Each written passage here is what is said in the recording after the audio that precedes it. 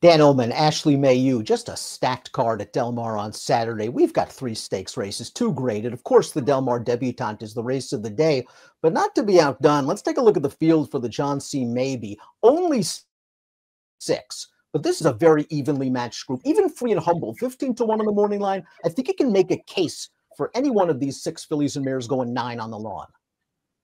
I completely agree. I think there's horses that are cutting back, or they're recently proven at 1.125 and a couple others stretching out in distance. And it's, go down the page. It's not all the time that they square off, but once in a while we've seen them meet up. And I think it's going to be interesting to see them face one another, even with the compact field. It's very tough.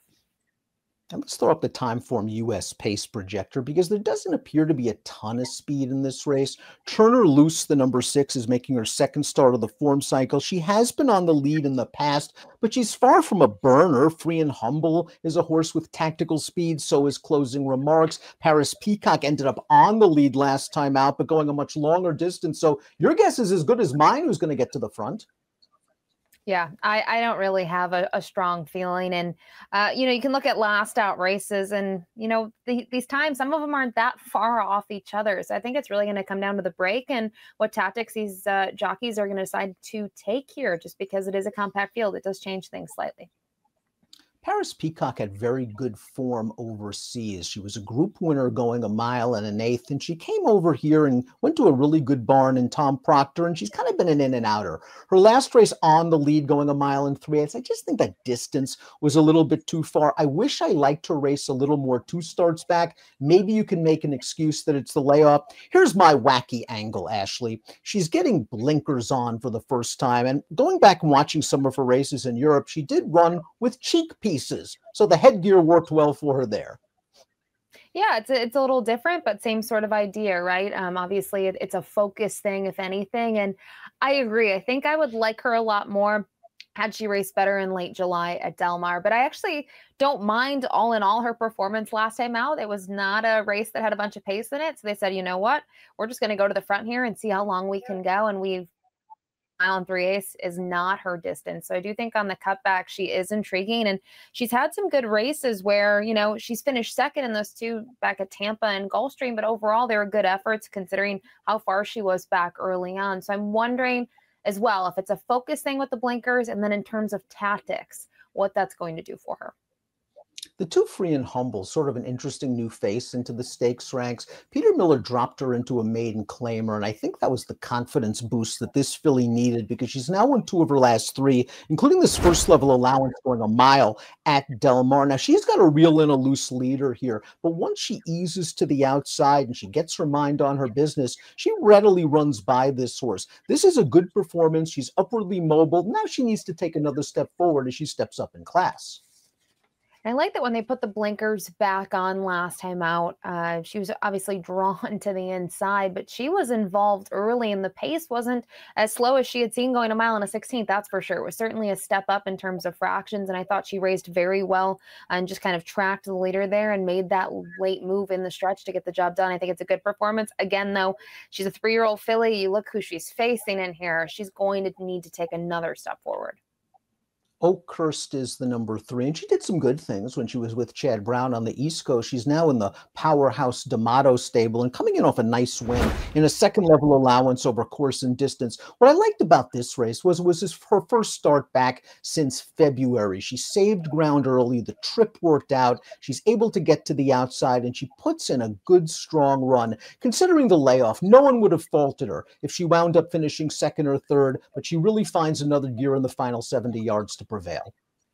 And she ends up getting up over Eddie's New Dream, who came back to win next time out. I agree. I think everything you said is spot on, raced really well off that layoff. And if you've tuned into Del Mar all summer, I feel like it's been the summer of Little Red Feather between Conclude and Gold Phoenix. All these horses that they've been on a roll, and Phil's kind of their go-to trainer. And just to see the success he's had, you have to think off that performance alone, especially with the way the outfit does things, she can be cranked out to have a repeat performance quite easily.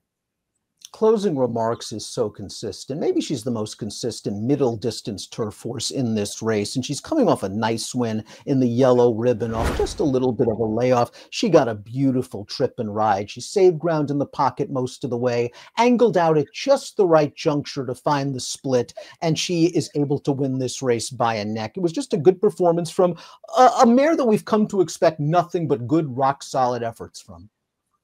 Yeah, she's consistent even when she's not winning, right? I think that's kind of the consistent component, is that she's picking up a lot of thirds, a lot of seconds along the way. And my one thing with her that I can never figure out is sometimes at a mile, she does not get the setup that she needs. That's why she can only close for third.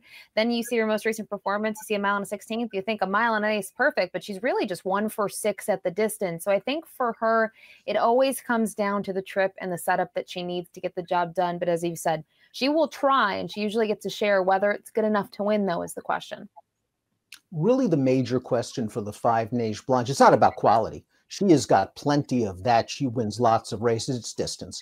Is a mile and an eighth just a little bit sharp for Neige Blanche? Here's her most recent start, the CTT and TOC. This is a race she won in 2021. It's at a mile and 3/8, and she loomed boldly on the outside, turning into the stretch, and she finishes evenly as the favorite. It wasn't her best effort, but again, she made some money. She ran a solid enough buyer speed figure. Now they're going to turn her back in distance. Do you think it's too short for her? I think it possibly could be. I'm a big fan of her. And, looking at her races, I think she can kind of do it all. She can win on the front end. She can close from off of it. She's shown that versatility. But when you try a mile and an eighth only once in your career, it's kind of a head scratcher. You go back down as you look at probably the 12 running lines in front of you. There's nothing. It's a mile and a quarter or beyond. And it's interesting to see them pick this spot. The barns had a really good meet. I wonder kind of what the thought process is. Maybe there's been some signs or things that they've noticed that they want to try her at a shorter distance, or maybe this is just the means to an end, right? A prep race for something else later in the season. But I'm thinking it might be short. We were joking around before we came on about the 6 Turner Loose, a horse that's done some good things in her career. She's a graded stakes winner on dirt. I liked her last time out off the layoff for Phil D'Amato, and she kind of just didn't fire. She was a little bit rank early. She was pulling. Maybe she was just too fresh. And now that I'm off her friends at home, go to the windows because she's likely going to win this race. I wanted to see her run a little bit better last time out, even with the layoff. Yeah, you mentioned that. You know who she reminds me of? She used to be trained by Brad Cox. It's like set piece for me. Every time I get off of him, he wins. We know what happened at Colonial last month. So she races these really good races, and she's had some huge performances. But again, she is only 3 for 12 in her career, and they were earlier in her career. But I have to think she's going to improve second off the layoff, second time in the barn. It was a long layoff, and she has raced respectable against some really nice horses in the past. But for me, I just can't endorse her on top here after being burned a couple times. Top pick time in the John C. Mabee, race number 7 at Del Mar on Saturday. You're going with Oakhurst. And again, it's been all Little Red Feather all the time this summer at Del Mar. And this horse has a strong, strong kick. Yeah, she's going to need to get that stakes win under her belt, but I do think she has a confidence-boosting win last time out. I think actually looking at some of her stakes races, not too shabby. She's raced pretty well in them. Maybe she's coming around. I expect a better performance second off the layoff. And yeah, everything I see is Little Red Feather. So I do like her in the spot, but I will say she's going to need a little bit of pace, I think, to run out. I want a price. I'm going to go with Paris Peacock in here, and she's going to have to do a little bit better. But I do like the blinkers on. I like her cutting back in distance. It's her 3rd race off of a short form cycle. Maybe she's tactical enough to get close to what should be a moderate early pace. 3, 4, 5, 6 for Ashley, 1, 4, 5, 2 for me. It's the grade 2 Mabee at beautiful Del Mar on Saturday. Good luck.